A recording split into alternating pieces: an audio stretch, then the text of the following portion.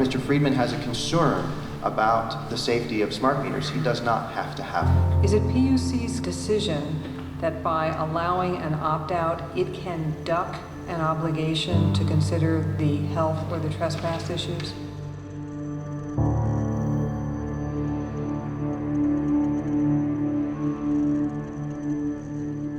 Your Honor, all of these issues were before the Commission in the earlier proceedings.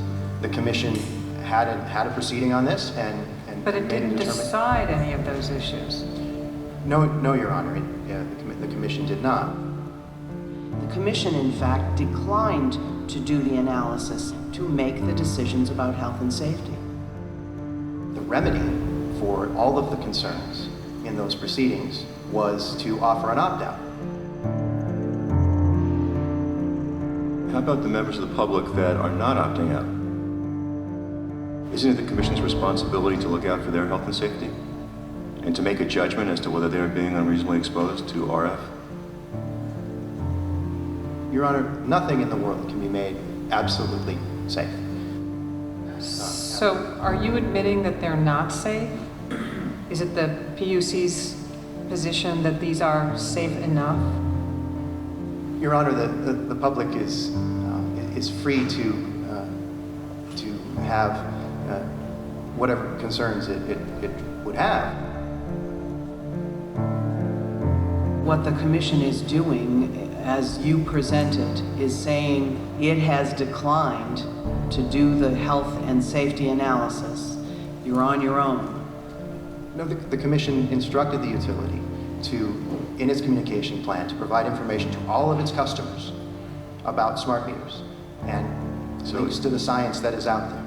But Ms. McColeman, there's still all those people that have them. And for those people, you're saying that the state of affairs can be that the Commission can take no position on their safety? And leave it up to the utility?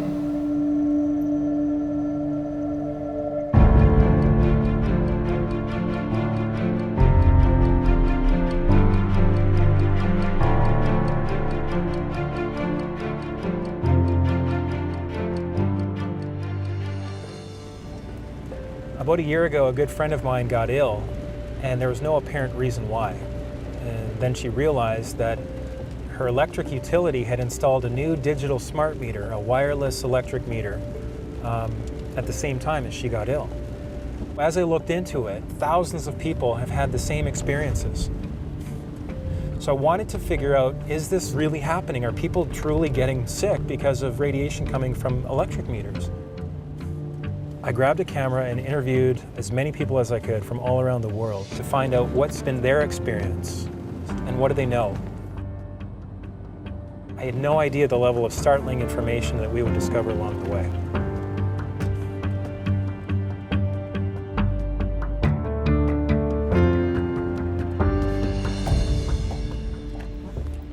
I was hearing this banging on the basement door, which is the door that leads into the hydrometers that are in here. And so I leave my bed and I come down here and I sit right here on the step and I'm like, okay, I'm gonna film this.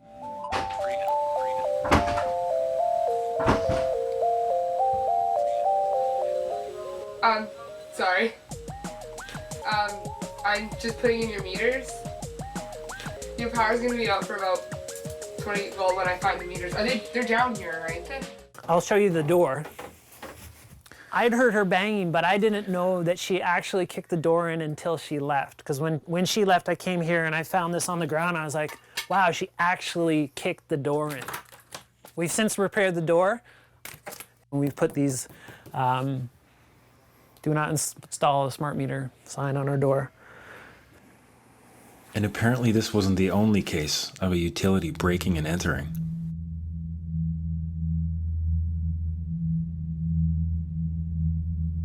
The morning the guy came in to change the meters, this had been shattered. He had taken a deadbolt cutter and cut up our chain and basically pried their door open and walked right in here. And when he left, the chain was laying on the ground and it was broken. The lock was broken also. Vandalized the property and forced his way onto my property without buzzing any of the building buzzers. So with billions of dollars being spent all around the world with zero public input, and with all of these concerns coming to the fore, I realized that there had to be some serious commitment behind the scenes to push this grid through. A smart meter is part of a much bigger picture and a much bigger design. A smart meter is really just the attachment that goes on outside of a home or a business. A two-way transmission device that ties into the larger smart grid plans that are being built out across the world. In my research into this, I found that utilities around the world were stating that the smart grid will deliver enhanced energy security, reduced greenhouse gases, improved urban air quality, and increased grid asset utilization.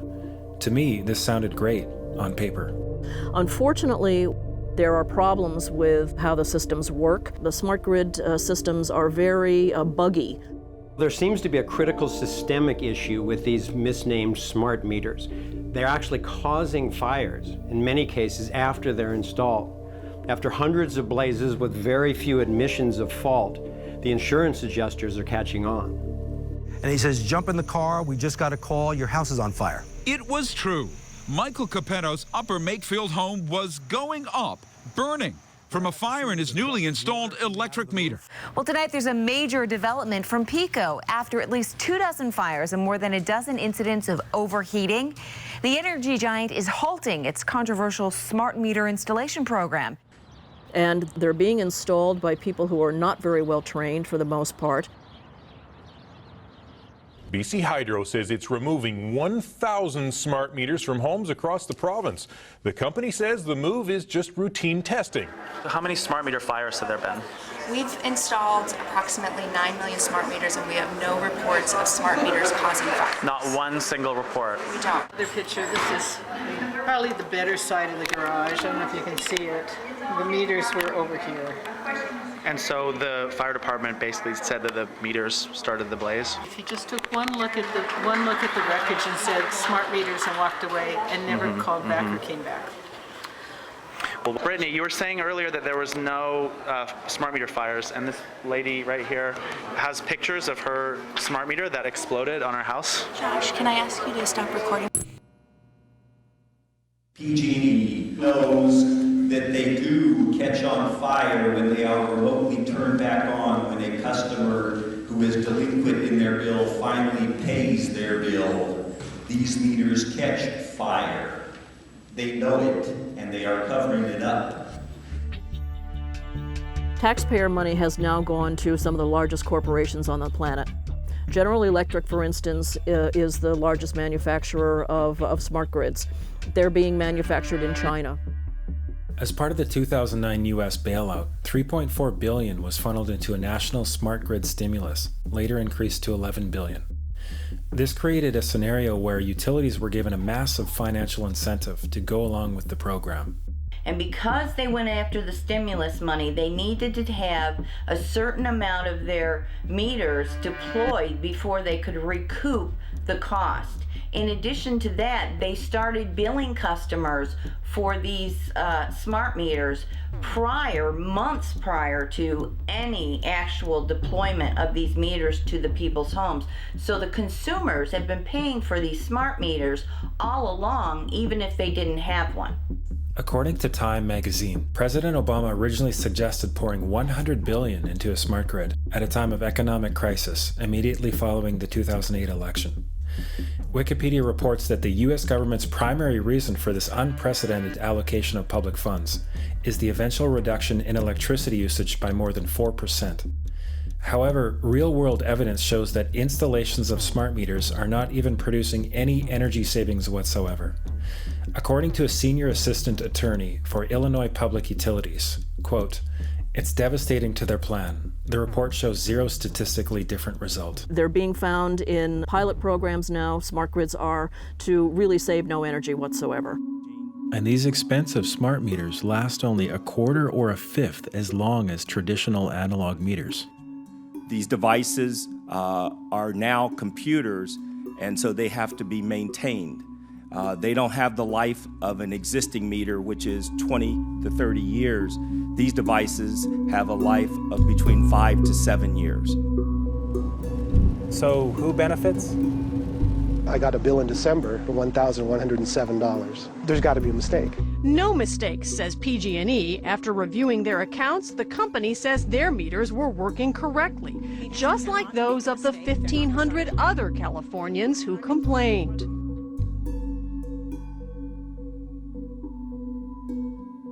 Consumer advocate Mindy Spat says that still doesn't explain something else. Customers with the smart meters claim that their energy usage has inexplicably risen since the meters were put in. So in other words, it makes it look like all of a sudden they're using twice as much energy as they used to use. Exactly. An experiment by some students at Stanford is raising new questions tonight about the accuracy of PG&E's controversial new smart meters. People all over the state have been complaining about inflated bills. 7 on Your Side's Michael Finney is here now to tell us more about the students' experiment. Like so many others, these students' PG&E bill went through the roof at just about the same time their new smart meter was installed.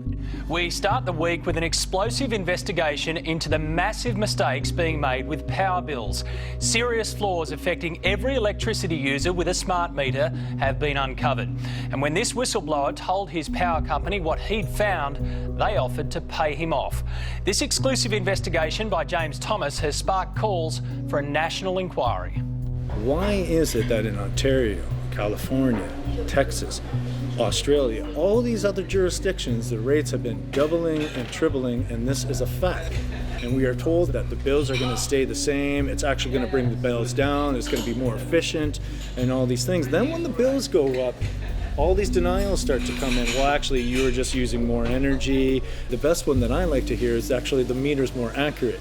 These cost increases from widespread systemic inaccuracies of smart meters are separate from the additional cost increases, which will be based on time of use. It's all about money. We're going to be charged for time of use one day. It's coming. But hang on a minute. Isn't the whole point to lower electricity bills for everyone? I mean, what we're seeing so far with increased bills has to be just a bump in the road, doesn't it?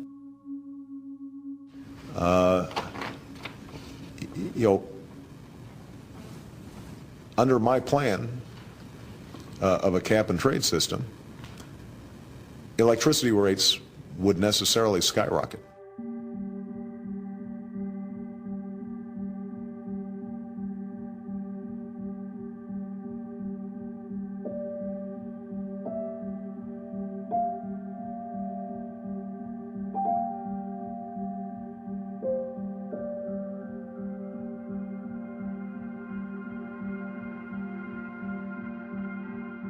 The promise of the smart grid has been co-opted by the smart meter.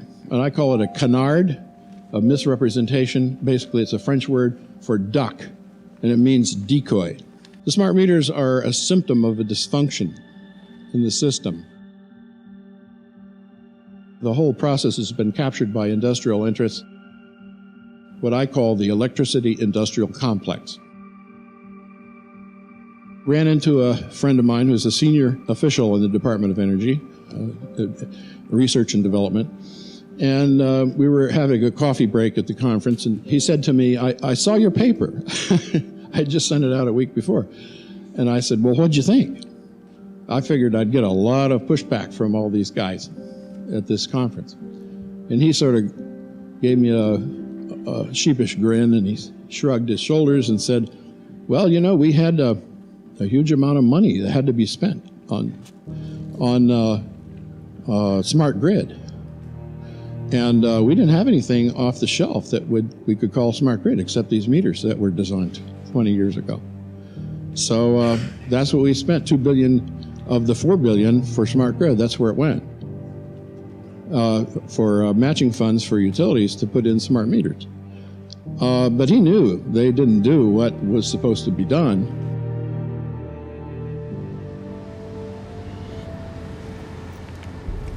The next thing I started to hear about was how this worldwide smart grid program was making the entire power grid vulnerable to cyber attack.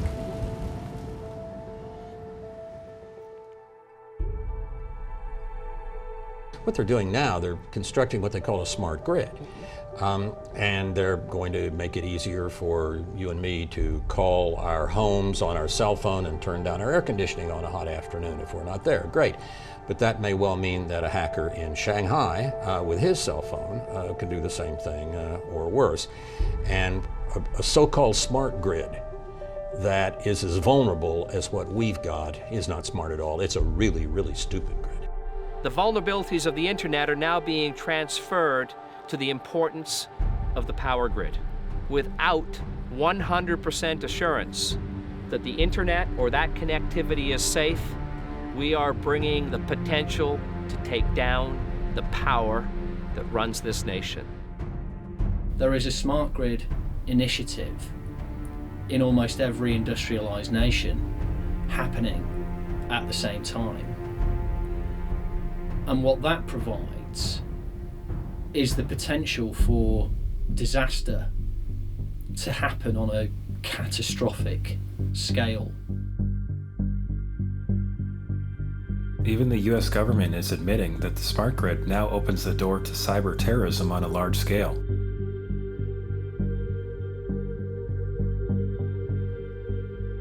The Washington Post reported on the Inspector General's findings that utilities and government didn't seem to care about the new hacking vulnerabilities. Energy officials knew of these weaknesses but approved plans for the projects anyway. My journey of investigating deeper into this worldwide program began in British Columbia.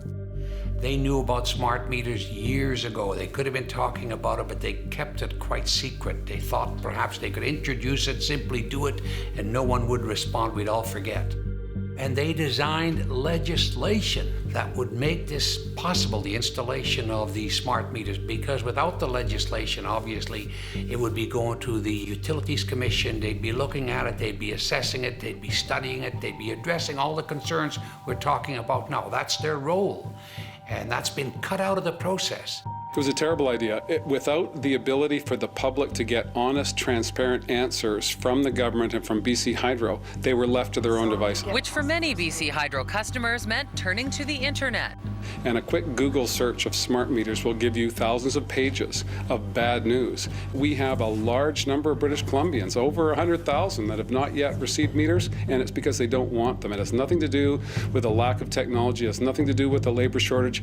It's customers that are saying no. This is a mandate. This is being pushed down your throat by a company that is not responsive, by a government that is not responsible, and it's being done in a collusion that's designed to undermine the individual rights of individual people and communities across the country and around the world. So, our provincial government has rewritten laws, is ignoring a democratic vote by all mayors and councillors, and is also ignoring resolutions from more than 50 local municipalities who have passed additional independent moratoriums on installation of these meters in their own cities. Despite numerous calls over several weeks, BC Hydro declined a request for an interview. Corix Utilities, the company installing the meters, didn't even want to return our calls. Do they have the right to refuse the new meter? The meters are a necessary upgrade to the electricity grid. Okay, but this is non-negotiable. You must have the new meter? They are a necessary upgrade to the electricity grid. Okay, I'll try this one more time. Legally, are you allowed to refuse the new meter? You're uncomfortable with this question. I'm just trying to figure out how best to answer that. What does it say about our political system? Have we completely gone the way of corporations? Is there any representation left? Well, I'm very reluctant to use the word fascism as a student of history. I mean, we're nowhere near that. But the corporatocracy is a word that I'm comfortable with.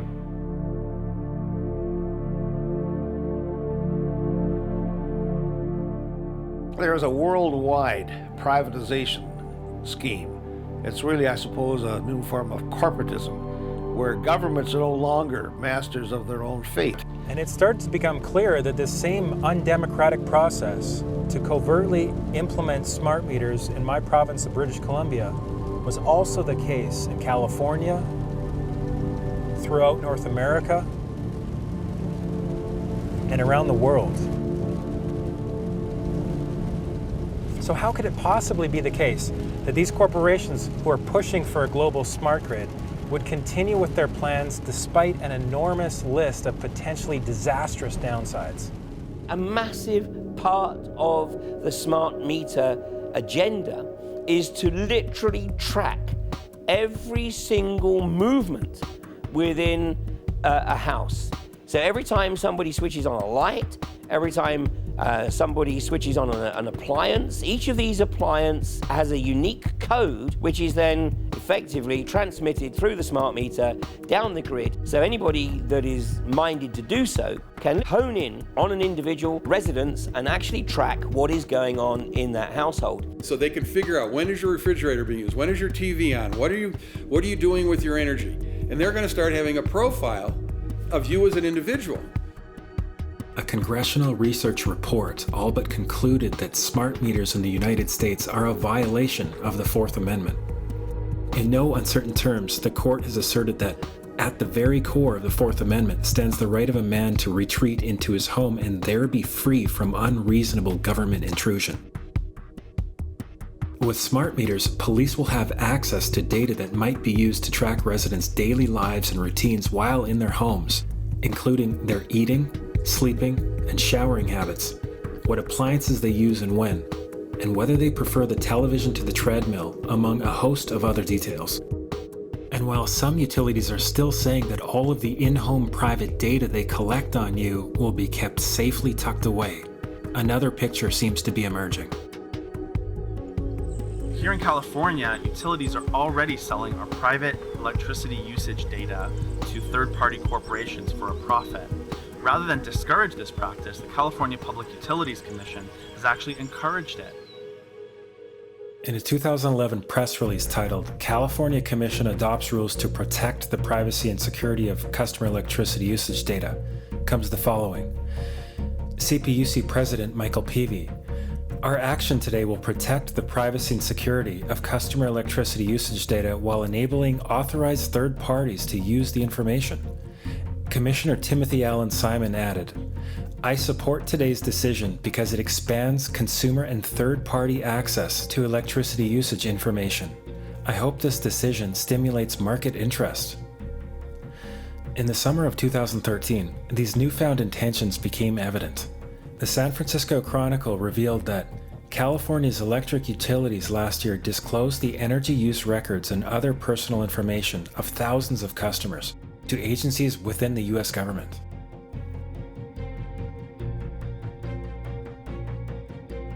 Six years ago, smart meters were pretty rare. Today, 60 million consumers have access to detailed information about how much energy we use, how we use it, when we use it. The most exciting thing for me is that we have an entire organization that's gotten behind data as an asset for the first time in our company's history. And we get a lot of data. We do 221 million meter reads a day, which creates about a terabyte of data every day. We can mine that data. CenterPoint Energy actually works with a variety of government entities in terms of ensuring that we are well positioned. In early 2015, a high-level utility commissioner admitted that the residential surveillance data gathered by smart meters will be worth a lot more than the electricity itself, which is a $2.2 trillion market. As General Petraeus has said, make no mistake about it, we have the ability to spy on your households through your appliances. And if we have that ability, we probably will use it. I mean, this is control freakery. It is the wet dream of the technocrats. People who live locked in a left brain construct that has no room for anything spiritual in their lives. Let's look, for example, at the CISPA bill. That's the Cyber Intelligence Sharing and Protection Act, which was intended to legalize transferring all your data from megacorporations to the government.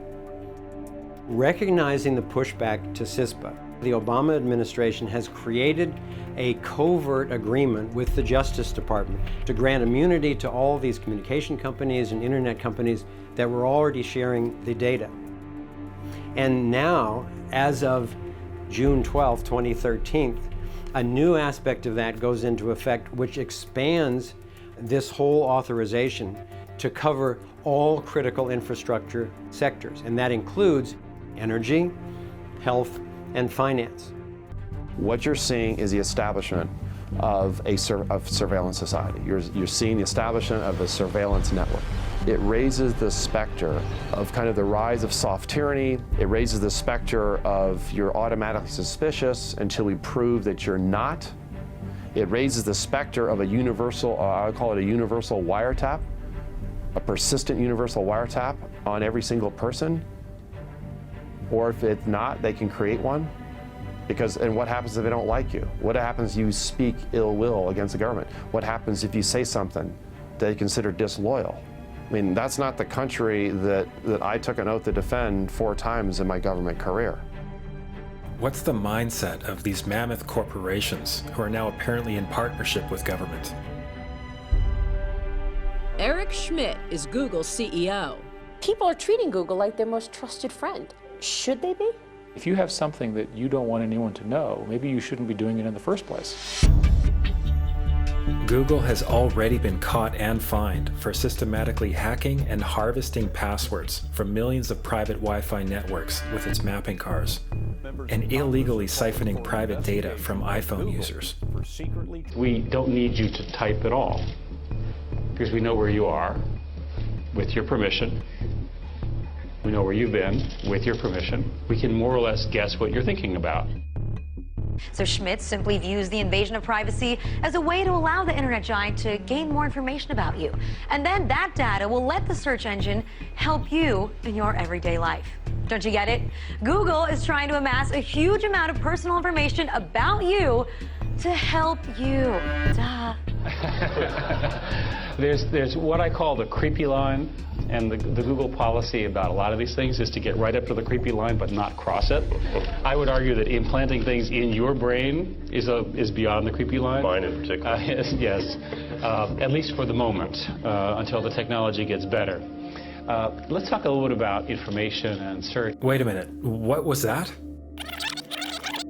I would argue that implanting things in your brain is beyond the creepy line. Mine in particular. At least for the moment, until the technology gets better. Is he saying that Google's creepy line is defined only by the current level of technology? What does a higher level of technology have to do with morals or ethics? But what I learned in Silicon Valley was there is no moral component to technology unless humans insist that it be there. What more do you need to know? But most people seem to want to just close their mind to it and just say, oh, the government wouldn't do that, and that can't be true. It is true, and once you know it's true, you get this question in your mind of how did they think they could get away with it, and what in the world are they trying to do with all this data? Why do they need to get into our lives this deeply? My research has led me to believe that the controlling elite are trying to create a global cashless currency. And one of the ways that they intend to do this is to base it on carbon credits. Basically what that means is they're going to dole out your use of energy dependent on your behavior. And they want to be able to control it themselves. So these things that they're installing, the meters and the appliances with both sending and receiving transmitters, would allow them to not only monitor, but to control every appliance in your house. What is it that makes the government think that they can usher us into a totalitarian state at all, much less without us even noticing?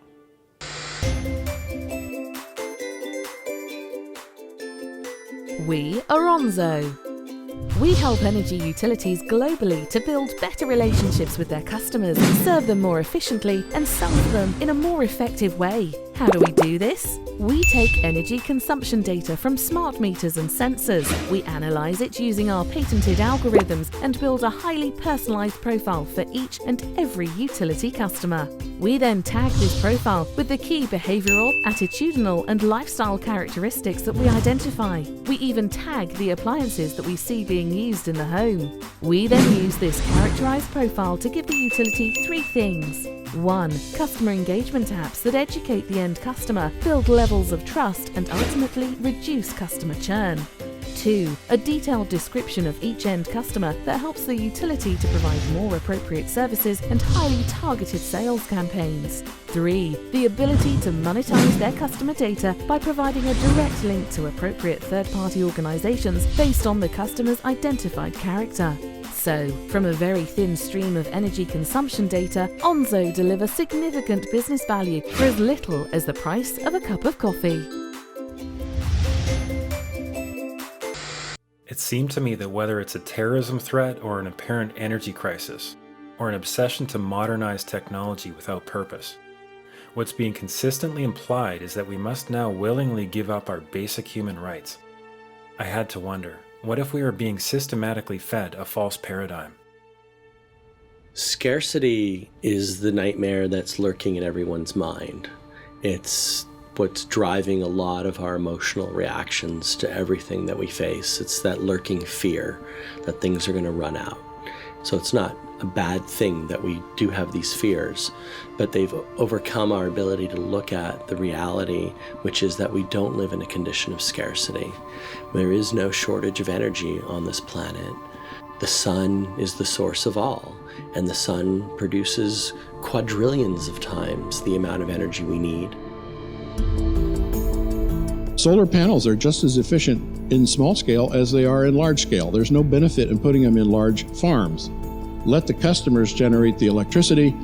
The utility just manages the wires and poles. That's the new business model.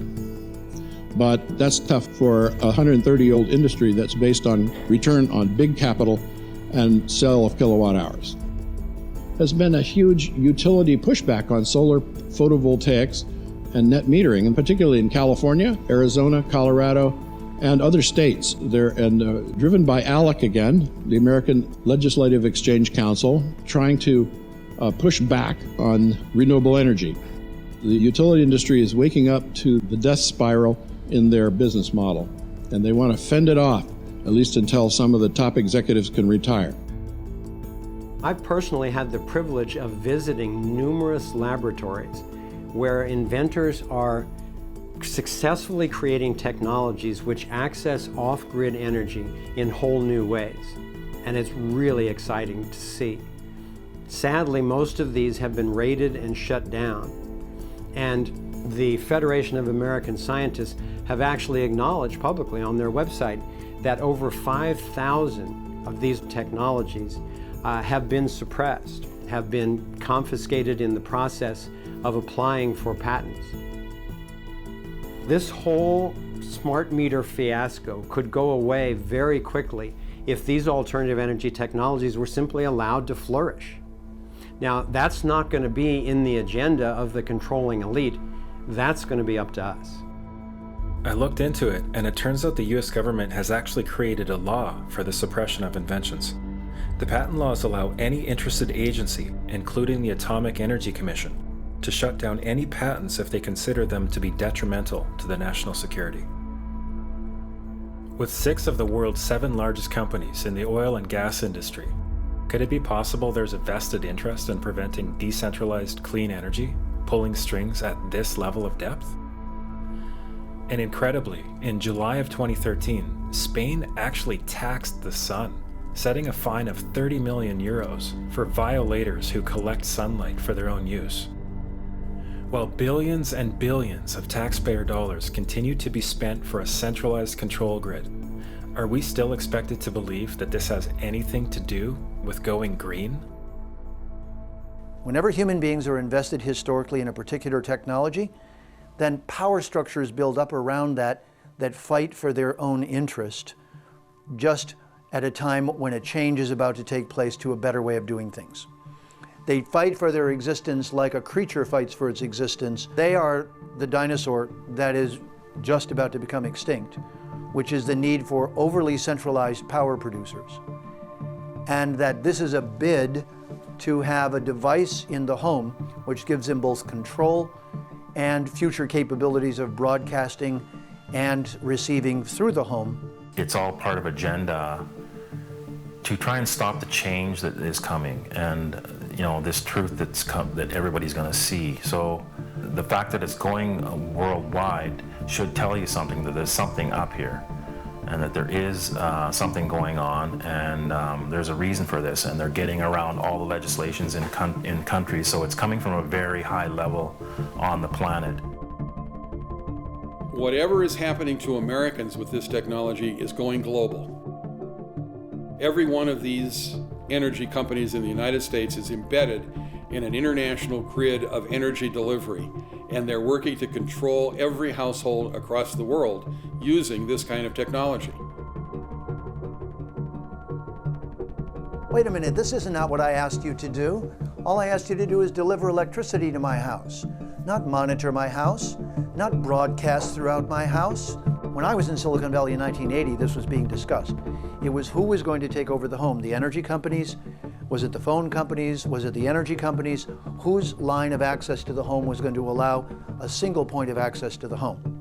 But it didn't escape everyone that however they delivered everything to you, made you totally dependent, gave complete access, and could be a two-way street. But what no one knew at that time was that a method of technology would be used whose byproduct was essentially radiation. Ms. Lawson?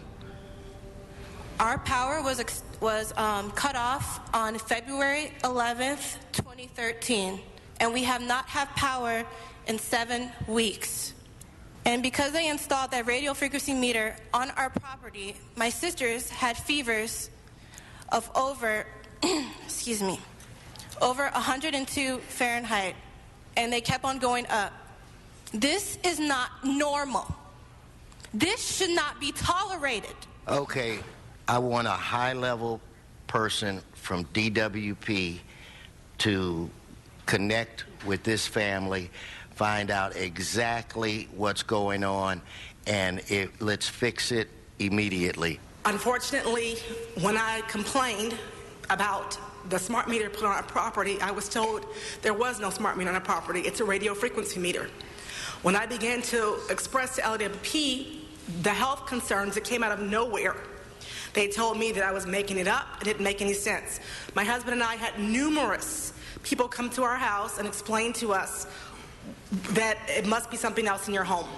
So I began writing to the general manager, Mr. Nichols. He ignored my emails.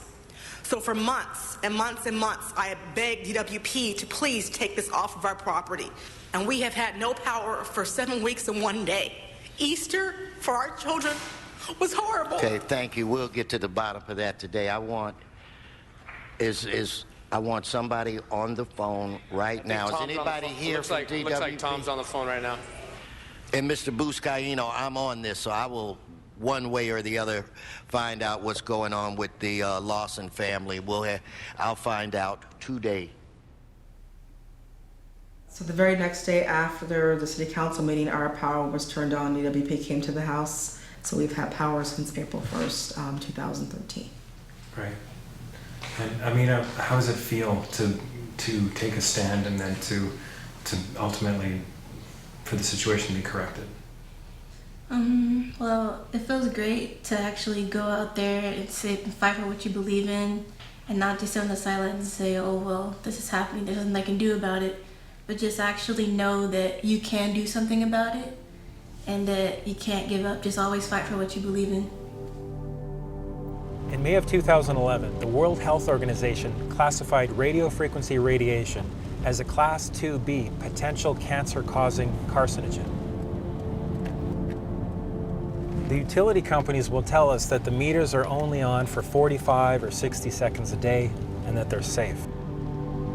So the next stop on my journey to verify the facts was with Dr. David Carpenter, a Harvard-trained researcher at the University of Albany, New York. Under court order, Pacific Gas and Electric admitted that their smart meters generate 14,000 spikes of communication per day. The utilities have often held that smart meters are not a problem because they communicate with the utility rather infrequently, maybe a couple of times an hour. That doesn't matter how frequently they communicate to the utility. What matters is how frequently do they generate radio frequency fields. And clearly the utilities have been hiding the fact that these smart meters generate these radio frequency fields almost continuously. They're pulses, but they're very, very frequent. So according to PG&E's court documentation, the average smart meter is on for 45 or 60 seconds a day, but they've conveniently withheld from us that these 45 or 60 seconds are split up into 10,000 or more pulses, each at about 4.5 milliseconds in duration, emitting all the time, every few seconds, 24/7. And some meters are up to 190,000 pulses per day. So this is a smart meter bank. It's inside a Northwest DC condominium building, and there's 32 different smart meters inside this building. So what I did was I brought in a meter that measures the levels of radio frequency radiation, and what I'm finding is that these smart meters are emitting radiation every few seconds. But Pepco says smart meter communications take place every 4 to 6 hours. So I brought these findings to Pepco spokesman Marcus Beal, who said, I can't account for a test that there are a lot of variables involved that we can't account for with a test that we're not present at. But, we're confident in the specs of our meters and the safeness of the meters at this point. So I asked Pepco if we could go out with their experts to do their own test. They told me they would look into it. And just to be clear, we're not saying whether or not this radiation is dangerous. That's up to the scientists, and it is currently the subject of a very heated debate. The definition of a smart grid is a wireless system that will fundamentally turn every single appliance in your home into the equivalent of a transmitting cell phone. That's every computer, every television, every furnace, every air conditioner, every coffee machine, every printer, every single appliance that you have in your house will eventually, in a smart grid, have an antenna that's embedded into it that will transmit your usage data to a smart meter on the outside of your home that will then transmit your usage data to another tower receiving that usage signal that will then go to the utility company for supposedly billing purposes. Not all signals will just be about your individual use. There will be aggregate meters that will bounce signal from house to house to house within a neighborhood that will then accumulate all of the usage data that will transmit that to the utility company. Now, what that will do is that the end metering system that is transmitting all of that data will be firing an RF signal at many, many times a second, which will increase the average homeowner's radio frequency radiation exposure exponentially. This picture shows some aphids on the leaf of an orange tree shortly after radar equipment was installed at a nearby airport a number of years ago. I noticed that every few seconds, all the aphids would tense up in unison and do sort of a little dance, as you see in the picture. Upon further investigation, I found that the interval of time between the activity of each dance coincided exactly with the rotation of the radar rotor device at the airport, which was a distance of approximately 14 miles. And we now have vast amounts of published science on microwave radiation and health effects. The data we're going to look at are all published science, testing results, or public standards. At the bottom end of the radiation scale of what's called power density or signal strength is the minimum level at which cell phones will work, which was found to be 0.2 billionths of a microwatt per centimeter squared. Pine needles were found to age prematurely at 0.000027. At short-term exposures of 0.05, children aged 8 to 17 experienced headache, irritation, concentration difficulties, and behavioral problems. Point 1 is the Baubiology or Building Biology Guideline for extreme concern. 1.0 produced sperm DNA fragmentation and a decrease in sperm viability in vitro. Also at 1.0, the science shows the following bodily effects can occur: headaches, dizziness, fatigue, insomnia, chest pain, difficulty breathing, and indigestion. 2.5 saw altered calcium metabolism in heart muscle cells. 4.0, changes in the hippocampus affecting brain memory and learning. And at 6.0, DNA damage in cells. So, where are smart meters on this list? Electrical Power Institute in December 2010 measured a single Itron smart meter with pulses up to 7.93 microwatts per centimeter squared. Our own testing indicated approximately 8.0 with 1 meter. These tests are at a close distance, approximately 1 foot away from the meter, but an infant's crib could be just as close on the other side of the wall where the meter or bank of meters are installed. Even though there are all these known health effects at levels far lower, Switzerland, Liechtenstein, and Luxembourg see fit to set the standard at 9.5. And China, Poland, and Russia, 10.0. This is the same level at which behavior has been altered, producing reflexes of avoidance following 30-minute exposures. A room of 12 smart meters, very common and even a conservative number in an apartment building, tested at 19.8 microwatts per centimeter squared. This is hundreds of times higher than levels which clearly indicate harmful effects. So how can utilities and governments get away with forcing these devices on everyone? This is how.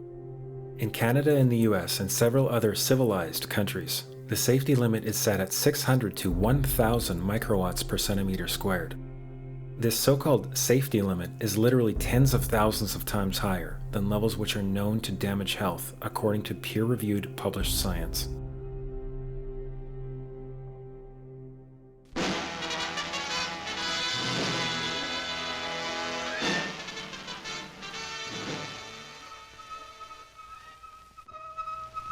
There was an organization called the Committee on Man and Radiation. Essentially, the Committee on Man and Radiation intellectually framed this as a controversy that there was no such thing as a non-thermal effect. That thermal effects were the only good science, and they had good science on their side, and anyone who said otherwise was either a crank or needed to be dismissed from the area altogether. Our concern is that smart meters add to this multiple source exposure to radiofrequency radiation.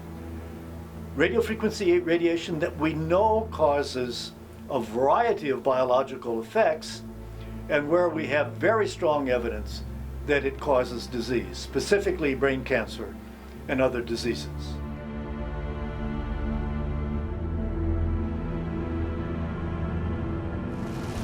There have now been more than 6,000 published scientific studies on the health effects of microwave radiation since the 1930s, and with the vast majority showing that there is some biological damage being done, the jury's no longer out on whether this is harmful. Even by 1972, we have the US Navy producing an unclassified report of health effects on the human body observed from microwave radiation, summarizing more than 2,300 studies. 5 pages of observed human health effects in this report include headaches and insomnia. I was walking by and I got like a flash headache. It's painful. How many times did that happen? Every time I walked by it, which was a bunch of times. Vagomometic or irregular action of the heart. They were installed in my house, and shortly after that, I started experiencing pretty significant heart palpitations. Anxiety. I was nervous a lot and I couldn't sleep. Chest pains. I started getting this intense chest pain. And changes in the operation of implanted cardiac pacemakers. Well, my heart would speed up to do about 170 beats a minute, and I could normally control any arrhythmia that I would have before just by meditation and relaxing. And the smart meter, I couldn't bring it down. And you found that when you were in that electromagnetic field, your heart was going to high rates of arrhythmia. Yes, and it wouldn't happen all the time. It happened the first time was 8 months after the meter was installed. Yep. And then the second time it occurred was 6 months after that. And then it went 4 months after that. And then went 2 months after that. So you became more and more sensitive. More sensitive as the time went by. And you found that when you were able to remove the meter, that you did recover. Correct, yes. Yeah. Another serious health complaint about these devices is what's known as dirty electricity, caused by the converter between DC and AC current. It appears that utilities do not wish this aspect of the health issue to become widely known. I can't tell you how many people have called me who became dreadfully ill the minute one of those got put on their house. Dirty electricity is, the best synonym is electrical pollution. We understand air pollution. There's clean air, there's polluted air. There's clean electricity, and there's polluted electricity. Dirty electricity is the major pollutant that comes into your house on your wires, riding piggyback on the 60 cycle. So we're going to attach this to panel. All right. And now we're going to measure electricity running through the smart meter. All right. Okay. Right now the switch isn't thrown. As you can see, there's nothing happening. Yep. So we're going to turn this on. Whoa. All right. So we've got quite a Look bit at of that. distortion Yeah. going on. All right. And that tick, that's the smart, listen to it. Yep. Wow. So we're going to try to catch it when it transmits. Yeah. That didn't look like that when we just had, wow, we just had the analog going. Right. So I've had enough of that. That was a lot of transmissions too in just a small amount of time. And we're seeing this with the new smart meters. Yeah, they're more active. Much more active. Yeah. It's not just the 900 megahertz that's That's the microwave. That's the microwave effect. But this effect is much greater. So this is not like your baby monitor. This isn't like your cell phone. This is like no other device you're exposed to, because it's using all the wiring that travels through this panel as an antenna. So it's an energized antenna. Because it's connected to it. Correct. It's the largest antenna, and you're exposed to this 24/7 if you're in the house 24/7.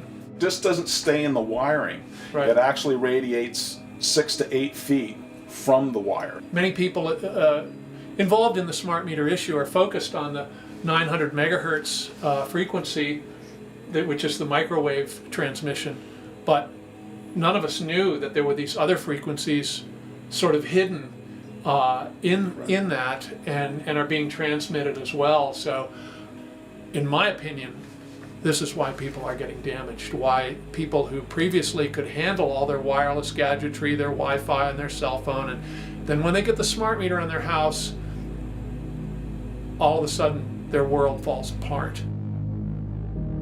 I made a call to a government agency. I started to talk about the problems with the meters, and he was getting agitated, and he said, they're just like cell phones. There's nothing wrong with these meters, they're just like cell phones. And I said, no, it's not true. There's a problem with these meters in the switch mode power supply. And he said to me, how do you know about switch mode power supply? And I said to him, what is your name? And he hung up on me. And then about 10 minutes later, he called me back on a different phone, and he told me there is a problem with the switch mode power supply.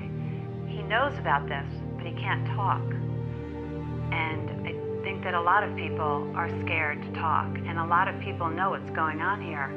Electricians know, people at Con Edison know, but I don't think they know what to do. I would say that it's better to do the right thing, because when people are silent, a lot of people can die.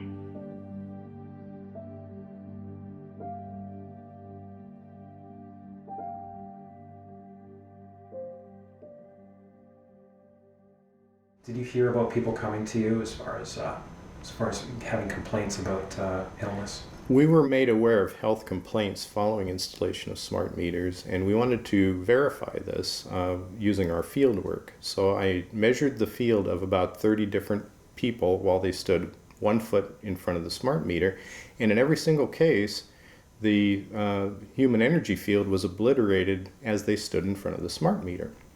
We wanted to then verify this at the physical level using dark field microscopy. And then we also did a control group to find out if the old analog meters had the same effect on the blood as the smart meter. So in our first slides, what we see is normal cells and the structure of the cells is intact and sound. This is what we would expect from a normal sample. With the subject standing 1 foot in front of the analog meter, there were no significant changes to these blood samples in any of the 3 that we tested. In our second set of tests, we're using the smart meter. Before the exposure, we see the same thing as we saw in the first samples. Normal cell walls, fairly separated and looking healthy. So after 2 minutes of exposure in front of the smart meter at about 1 foot away, we see a totally different story.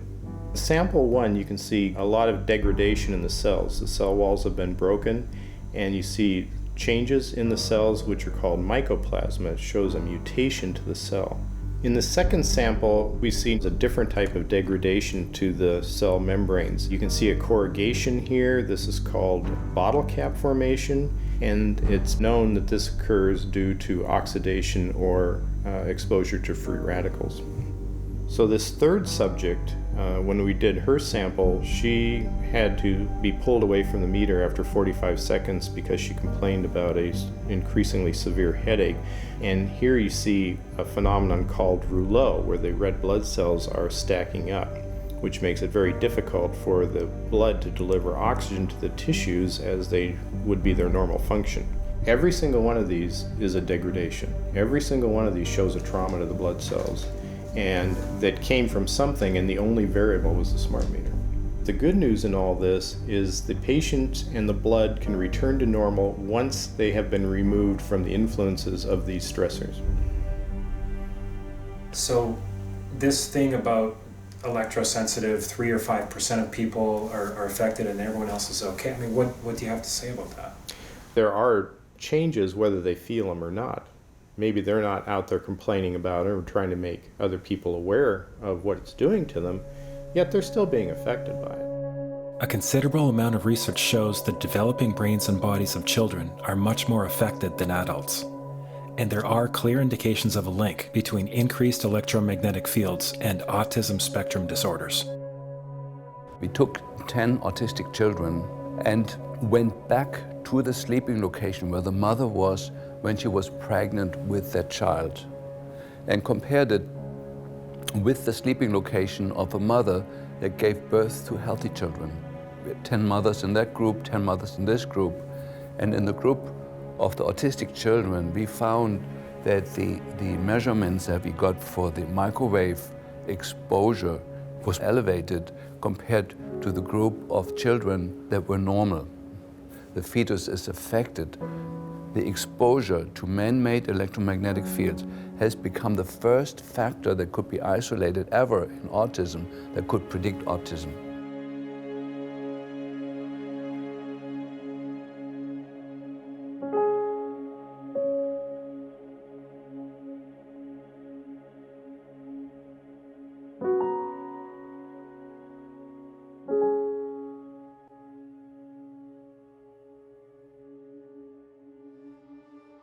The radio frequency radiation work that we did was supported by Motorola. The relationship was really very cordial and very stress-free, but only up until we started generating data. These folks were very, very upset and began to talk about how are they going to handle this, what sort of spin can we put on this, what can we expect from this, and from that point on the relationship changed. What we saw was that Motorola began to exert more and more control over the work, telling us what to do, telling us how to write abstracts, what to say in the abstracts, what to say in the papers, how to do the work. No, don't do this. Yes, do it this way. This was unacceptable. I had completed our study of DNA damage, and I submitted the final report to Motorola.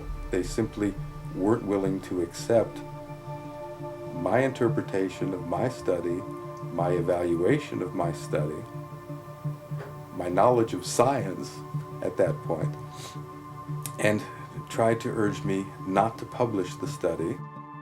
When I filed my initial complaint, Central Maine Power responded with a 250-page basically rebuttal on why smart meters are so safe, and they hired Exponent, which is a science and consulting firm that has represented the tobacco industry. They've represented the asbestos industry.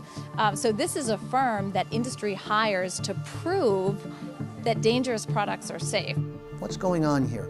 This is a wireless device which is unproven scientifically, which all the evidence so far proves is dangerous or questionable, which should therefore be studied intensely before it's released to the public. Clever people called the technology smart to make it seem intimidating so no one would question it. Some smart ad man came up with that and got paid $300,000 to call it a smart meter so you would feel less knowledgeable, which they know we feel, and then you wouldn't question the smart people putting it in your house. So I call them not smart meters, dangerous meters.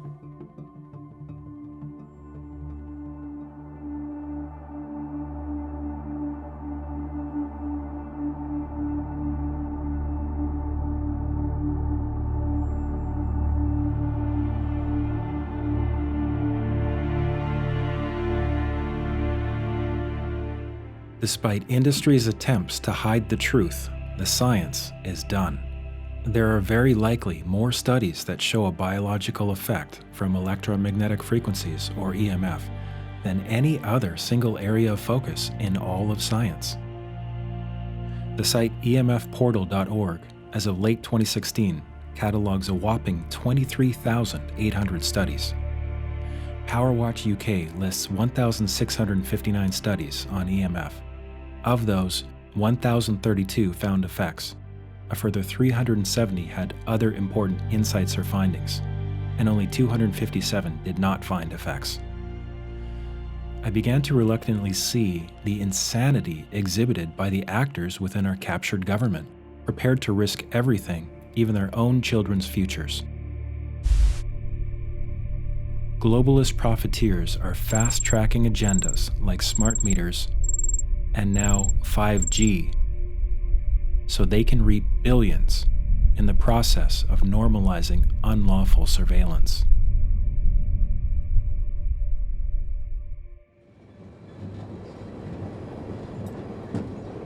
I started wondering, how are our future generations being affected by this unprecedented increase in electromagnetic radiation? I had a son that was going to school at San Diego State University, and he called me and he said, "Mom, I've got the worst headache." He says, "I'm projectile vomiting all over my apartment." And I said, "Get to the hospital." And the emergency room doctor at Sharps Memorial Hospital in San Diego called me, and he said, "Your son has bleeding in the brain." And I said, "We'll be there immediately." And my son had surgery that evening. When he got out, Dr. Tanawai told us that my son had brain cancer, and it was either the very worst or the second worst type of brain cancer you could have. It was nothing but chaos for 7 months. We moved him back home and had to pack everything that he owned in California and brought him home, and he only survived just shy of 7 months, and he died October 11th of 2008. August 7th of 2009, I typed in cancer clusters, and I saw SDSU, San Diego State University Brain Cancer Cluster. And I read this article over and over, and I think it put me in shock, and I ended up on the floor for the rest of the day. But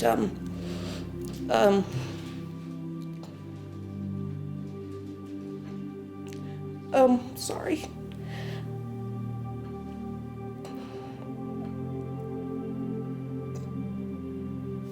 I realized they were talking about my son, so I immediately started contacting SDSU, the administration, and I felt myself just being bounced around. Nobody wanted to deal with me.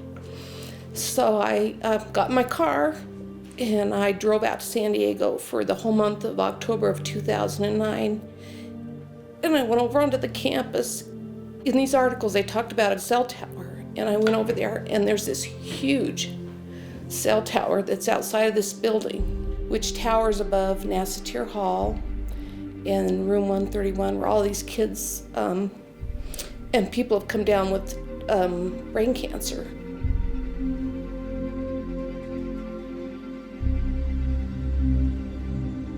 My son, Rich Farver, died October 11th of 2008, and he was in Nassatir Hall, room 131.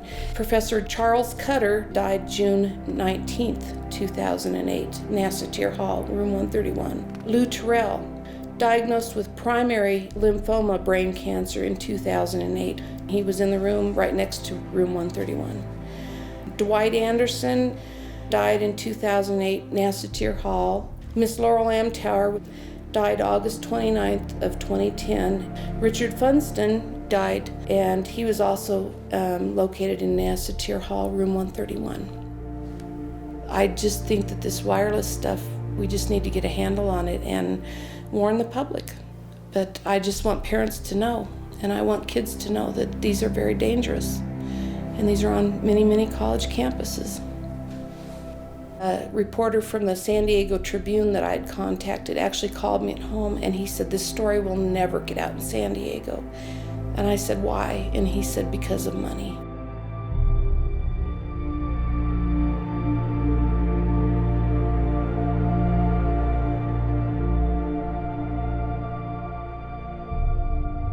After having interviewed more than 70 people from 4 countries, witnessing the profound emotion from those whose lives have been ruined, I felt myself wondering if I could ever really make a difference against corporations that are so powerful and so willing to put money before life itself.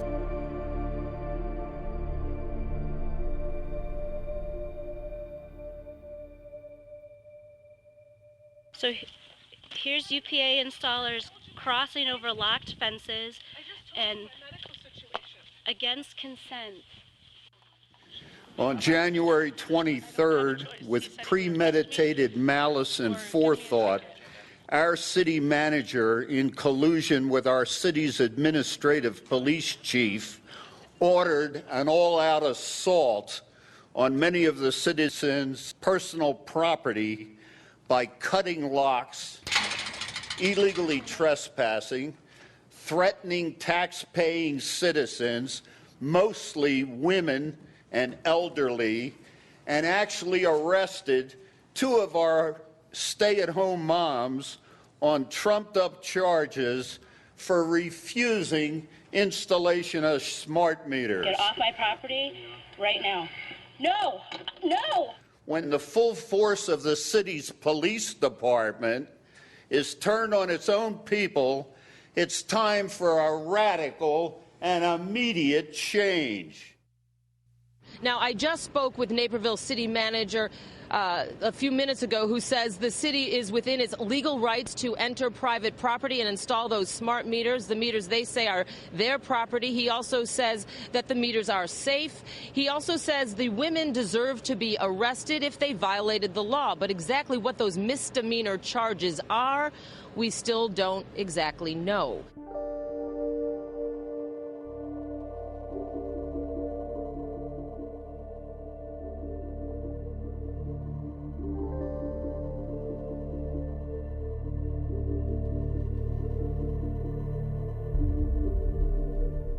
I'm one of the homeowners who had his property rights violated, even though by certified mail I notified the city manager I would not participate in this federally sponsored voluntary program and would not accept the extortionary alternatives provided.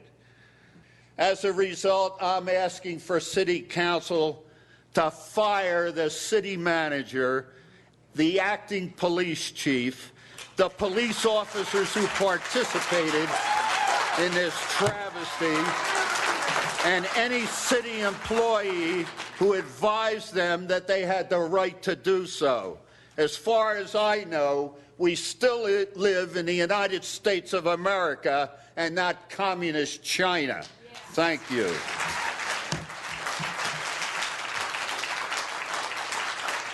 There will be a 5-minute recess until you settle down and obey the rules, or we won't continue. We have a 5-minute recess. This is thankfully a contrast to the behavior of most city councils who are made aware of the facts.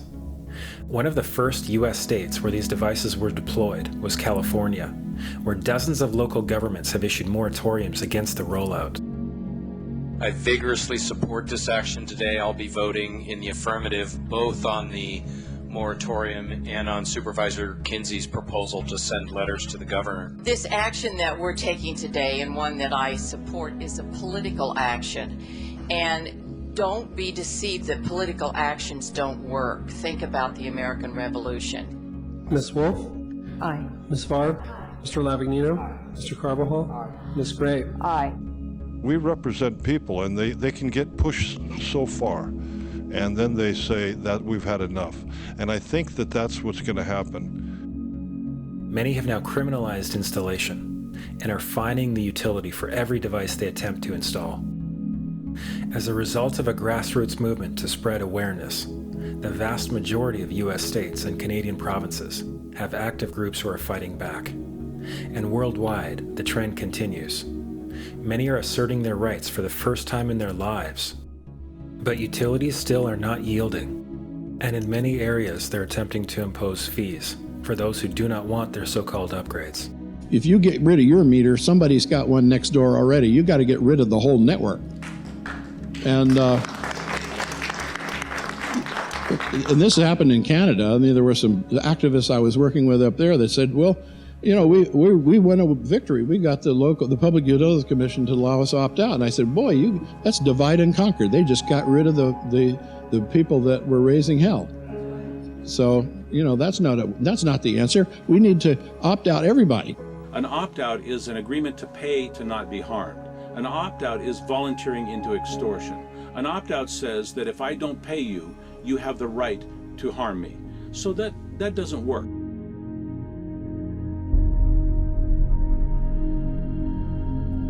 They are embarking on a monstrous act of deception. They are saying one thing, but you're getting something else. And I see that as a form of extortion. You either take our energy the way we want to give it to you, or we're going to cut it off. That's extortion. That's a criminal offense. As a fraud cop, I'm just wondering when the world's going to wake up. You put a story out there, it's wrong, but what the heck? We're going to go with it. We're going to look you straight in the eye, and we're going to lie to you. What are you going to do about it? What would you recommend from your experience that people may not understand, or that you've gone through, what they should do or what they should know? They should know that they can change that meter, and they should do that. That is the most important part of it, is to change that meter over. These companies are betting on you saying nothing. They're betting on you quietly complying with their wishes to install these smart meters on your property. You have the right to refuse a smart meter on whatever grounds you deem appropriate. What about if thousands and tens of thousands and millions of people all did this? Oh, it would collapse in a day. You can't have radiation emitting surveillance devices on everyone's home if people want to assert their rights. So we're in a very strange time in history where your power company, that's supposed to be this innocent provider of electrical service, has become your assailant. And you are required, in order to protect yourself, you're required to fight back. You're required to stand up and say, no, this is wrong, and I'm not going to permit it. Millions of people are starting to wake up to what's occurring. The game is on. The ball is very much in our court. You know, we have a tremendous opportunity, but we have to engage in that game. When we released the initial version of this film, I knew that I had uncovered something that was far too important to walk away and move on to the next project. So after searching for how we could actually resolve the core problem, a council of game changers has come together, with whom we have created a powerful, proven, unprecedented three-step solution. And now we have that solution in place. During the closing credits of the film, I will be your guide into an open-source, crowd-funded movement called InPower, built around these three action steps. sending an instant, effective email to your utility and government reps. With free access to our new InPower video series, learning how to hold accountable and liable those who have been putting these harmful devices on our homes.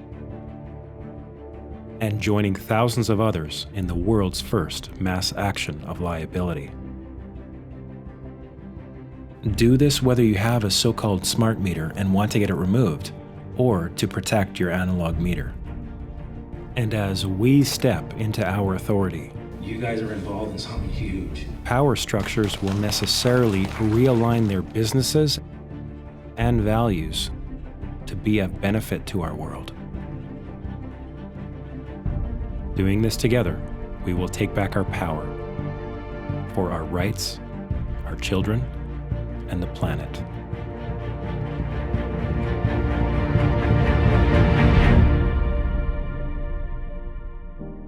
The truth you'll know it inside your heart. There's a core level that supersedes all that illusion, and once you know it, there is no going back. It's like the Wizard of Oz. Once you pull back the curtain, that illusion of the big head up on the screen no longer exists. You can still see it, but you know that the guy behind the screen is manipulating that. You've moved past that truth. You cannot go back to the illusion. So once you know the truth like that, it's kind of like that. You just know it. I can see when you do that, that thing does that. Then you are making that thing's not real, right? It's that simple.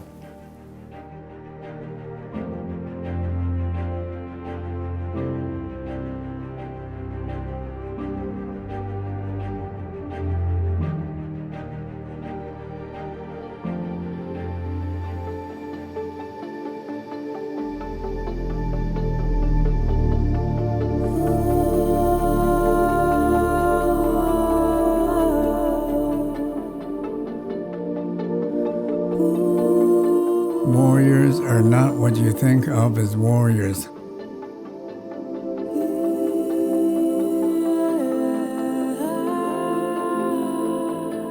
The warrior is not someone who fights, because no one has the right to take another life.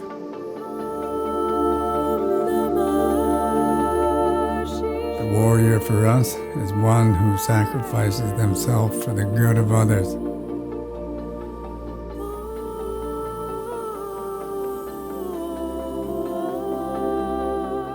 Their task is to take care of the elderly, the defenseless, those who cannot provide for themselves, and above all, the children, the future of humanity.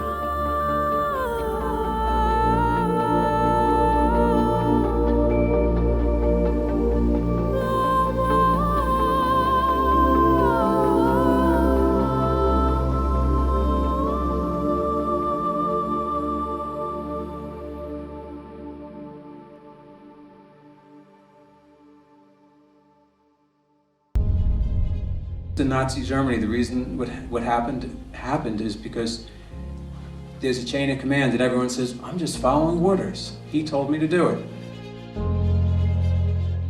I'm Josh Del Sol, and welcome to the InPower movement, where we are waging a revolution of love and action. The problems we're facing are huge, and the adversary monumental, but we believe we have found something as a solution that's going to change the game. We put together a unique strategy with an effective solution to hold liable and accountable those who have been causing widespread harm in a way that's never been done before. Well, now what we're doing is we're saying, no, you're getting paid a very good salary, and you took an oath of office, and I'm holding you accountable. What if the power to right any wrong in our world was in our hands? What this talk is about and the action we're doing is basically all these illusions, these Wizard of Oz type things. We're saying you as a human being are now liable. You can't hide behind your position in a corporation or in a government. In a land of silent treason against life itself, who will you hold accountable? I ended up writing a document very similar to what you're going to see. And what ended up happening was a bunch of people in high-level politics left their job without notice. What if structures of corrupt power were revealed as illusion? They were trying to have the judge rule against it. Well, I know better than that they can't. It's very simple. I just decided I was done with it, and I just said, this is out of this court subject matter jurisdiction. And she goes, okay. And that was it. The judge said, okay, head down, okay. Put her head down. And she didn't bring that up again. Nothing. The DT attorney looked like he was going to explode.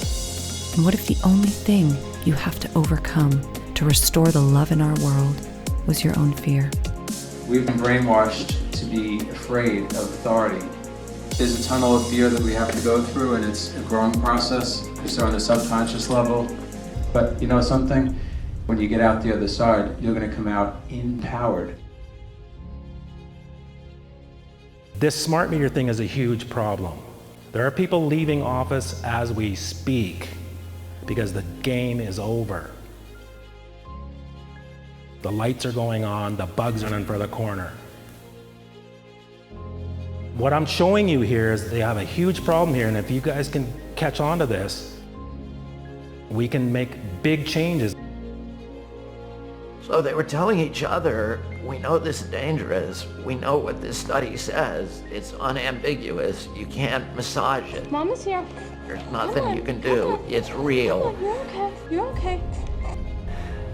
And then they're saying we gotta hide it.